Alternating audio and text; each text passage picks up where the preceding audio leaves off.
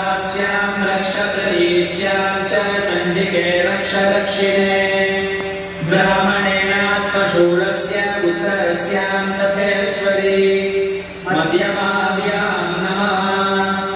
ॐ सौम्यानि यानि रूपाणि त्रैलोक्ये विचरन्ति ते यानि चात्यर्थघोराणि तैरक्षास्मांस्तदा भुवम् अनामिकाभ्यां नमः।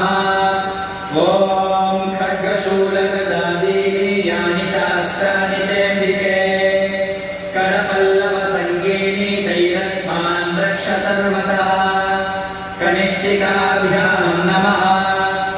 ॐ सर्वस्वरूपे सर्वेशे सर्वशक्तिसमन्विते भयेभ्यस्त्राहिनो देवी दुर्गे देवी नमोऽस्तु ते करतलकरपृष्ठाभ्यां नमः। ॐ खड्गिनी शूलिनी घोरा गदिनी चक्रिणी तथा शङ्खिनी चापिनी बाणभुषुण्डी परिघायुधा हृदयाय नमः।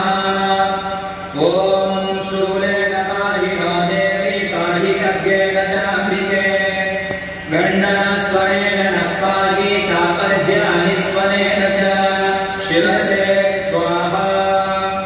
ॐ प्राच्यां रक्ष प्रतीच्यां च चण्डिके रक्ष दक्षिणे ब्राह्मणेनात्मशूलस्य उत्तरस्यां तथेश्वरी शिखायै वशके। ॐ सौम्यानि यानि रूपाणि त्रैलोक्ये विचरन्ति ते यानि चात्यर्थघोराणि तैरक्षास्मांस्तदा भुवम् कवचाय हुम्।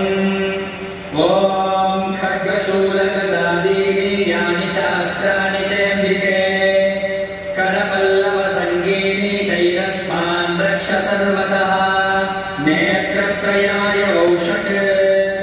ॐ सर्वस्वरूपे